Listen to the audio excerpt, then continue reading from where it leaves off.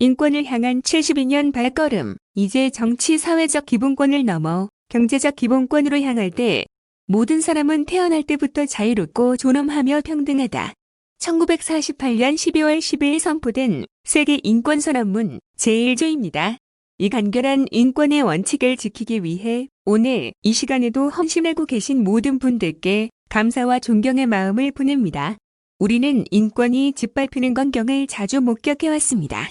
전쟁 앞에 쓰러진 위안부 피해자 할머니, 권력의 횡포 앞에 진술을 유린당한 희생자들, 인종과 성별, 나이 장애 등을 이유로 학대당하는 사람들이 있습니다. 인권 침해를 막고 기본적 인권을 신장하기 위한 각오의 노력 결과 표현과 신체, 양심의 자유 등 정치적 기본권에 이어 최소한의 삶을 지탱할 사회적 기본권과 사회보장제도 역시 꾸준히 발전해왔습니다. 그러나 세계적인 불공정과 격차, 코로나19 같은 새로운 위험 요인 때문에 불확실성이 급증하고 기술혁명에 의한 고용과 가계소득 감소에 따른 소비 위축, 구조적 경기 침체는 대다수 서민의 삶과 인권을 새로운 방식으로 위협하고 있습니다. 중산층은 저소득층으로 전락하고 저소득층은 빈민화되고 있습니다. 중산층으로 분류되는 중위소득 50에서 150%의 비중이 1990년 75.4%에서 2018년 58.6%로 축소됐습니다. 올 3분기 하위 30%의 가계소득은 1.1% 감소한 반면 상위 30%는 2.9% 증가해 양극화도 심해지고 있습니다. 소상공인 대부분 84% 가매출 급감을 경험하였으며 올 2분기를 버티지 못해 문을 닫은 점포가 전국적으로 10만 곳을 넘었습니다. 경제 위기와 코로나19로 위축감과 불안으로 우울증이 증가했고 올 상반기 자살 시도율은 지난해 대비 10%나 증가했습니다. 현재의 어려움은 그 누구의 잘못도 선택도 아닙니다. 기술 혁신과 인프라 확충에 따른 생산력 향상은 역설적이게도 일자리와 소득의 감소, 그에 따른 경기 악화로 더 많은 사람들을 더 어려운 처지로 내몰고 있습니다. 정치적 기본권과 사회적 기본권에 이어 풍요의 결과를 일부나마 모두 함께 누리는 경제적 기본권에 주목해야 할 이유입니다. 국가는 안정된 안보와 질서 위에 더 나은 국민의 삶, 즉 민생을 추구해야 하고 민생의 핵심은 바로 경제입니다. 전쟁, 재난, 질병으로부터 공동체를 유지 존속시키기 위한 안보나 구성원 상호 간 투명하고 공정한 경쟁의 질서를 유지하는 것은 더할 나위 없이 중요한 일이지만 이는 국가의 버릴 수 없는 기본적 책무일 뿐 선택할 사항이 아닙니다. 경제를 살리고 최소한의 지속적 성장을 담보하는 것이야말로 새로운 추가 기회와 소득을 통해 일자리 문제, 청년 문제, 부족한 재정과 복지 재원 문제를 해결하는 방안입니다.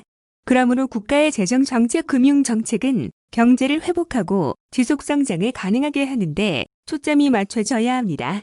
세상은 이제 투자할 곳은 넘치지만 투자할 돈이 부족하여 공급 역량을 강화하면 경제가 성장하던 고도 성장 사회에서 투자할 돈은 넘쳐나지만 투자할 곳은 부족해 경제가 지속적 구조적으로 침체하는 구조적 저성장 사회로 전환했습니다.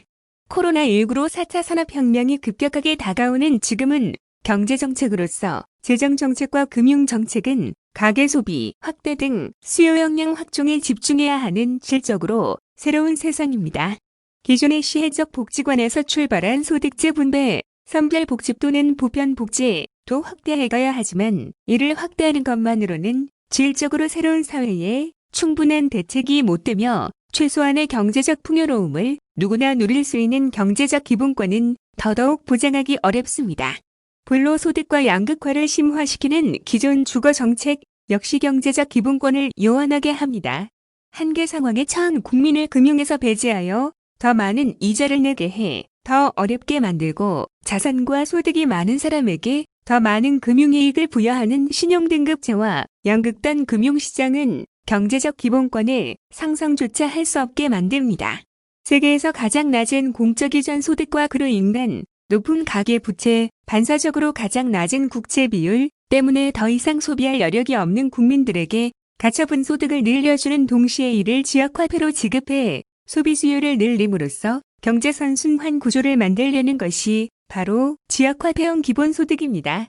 일평생 소득 대부분을 집값 갚는 데 사용하느라 소비 여력을 잃어가는 국민들에게 중산층도 선호하는 고품질 장기 공공 임대주택을 공급해 안정된 주거를 보장하며 소비 여력을 회복시키자는 것이 기본주택입니다. 국가 권력을 기초로 만들어지는 금융이익을 고소득 고액자산가에게 독점시키거나 서민들을 금융에서 배제하여 빈익빈 부익부를 초래하는 약탈적 금융체계를 일부 교장하여 당장의 생계와 미래 준비를 위해 돈이 필요한 모두에게 최소한의 장기저리 대출 기회를 부여함으로써 금융 양극화를 막고 금융정책이 보용정책의 일부로서 누구나 금융이익을 일부나마 누리며 경제도 활성화시키는 경제정책으로 정상 작동하게 하려는 것이 기본대출 또는 기본금융입니다. 질적으로 새로운 시대에는 질적으로 새로운 정책이 필요하고 정치적 사회적 기본권에 이어 누구에게나 최소한의 풍요로운 삶을 보장하며 지속가능한 경제성장을 가능하게 하는 것이 바로 경제적 기본권입니다.